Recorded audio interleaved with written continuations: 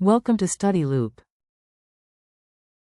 So here we have a ball hanging from a cord up here, and then there's a basket up here. And we want to know the basket is actually right up directly above this point because we're told that xp is 0, so the basket is directly above this point. And we're told that we're asked what initial velocity we must give this ball so that it comes up here and deposits itself in the basket. And the big question then is when does this cable here, or this cord or rope, become slack? Because after it becomes slack, then the ball is going to be in free fall. So that's the first thing we need to figure out is what angle, given a velocity, what angle does the rope here become slack? So if it's taut, we know that it's just kind of the equations for a pendulum. So if we measure kinetic potential energy from this point, initially we're at minus mgl, where L is the length of this cord, and plus 1/2 mv naught squared. And then at some arbitrary point up here at theta, we're at a kinetic energy of 1/2 mv squared and a potential energy of mgl sine theta. Now, if we draw a free-body diagram of the particle, of the ball here, we have the weight and we have the tension in the cable. Tension in the cable is acting in the, as I've drawn it, in the negative radial direction, so that's this. The mass of the weight of the ball is acting in the negative horizontal direction, or vertical direction. And then the acceleration is acting in the negative radial direction. And so that's this mass times acceleration is minus 1/2 mv squared over L in the radial direction.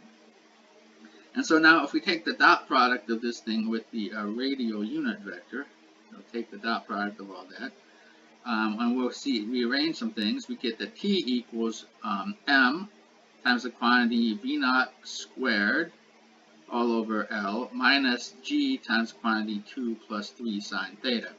And again, I've substituted in here, I've solved up here for v squared, and substituted that in and done some simplifications to get this equation here for t. And so we can figure out if when t equals 0, we can set t to 0, and we can figure out the theta when that happens. And so we're actually given, it's a little easier here because we're not actually asked what the initial velocity needs to be. We're actually given it and asked if it will determine the height here of the basket such that it will drop in. So we're given this initial velocity, so we can figure out where the angle is that this rope becomes slack, and that's 48.5 degrees, so a little past 45 degrees, it becomes slack. And then at that point, the velocity is going to be somewhere,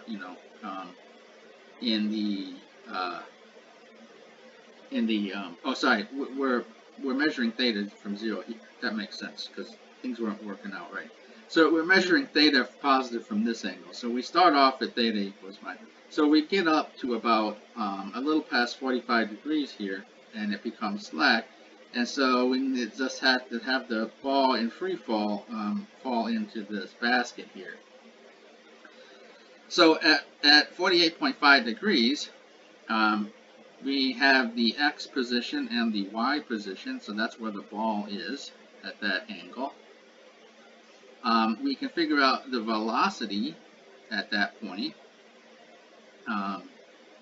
is just the square root of gl sine of theta 1, which theta 1 is this, and so that's just using conservation of energy basically from here, knowing now that theta 1 and v1. And so we get that that the velocity there, the magnitude of the velocity is 2.1 meters per second. And so the velocity vector is the magnitude, and the velocity, it's going to be in the direction of the tangent vector, or the e theta at point at theta equals theta 1.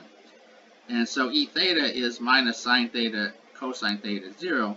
And so we put in theta 1 here, and so this is the direction of the velocity when the rope becomes slack.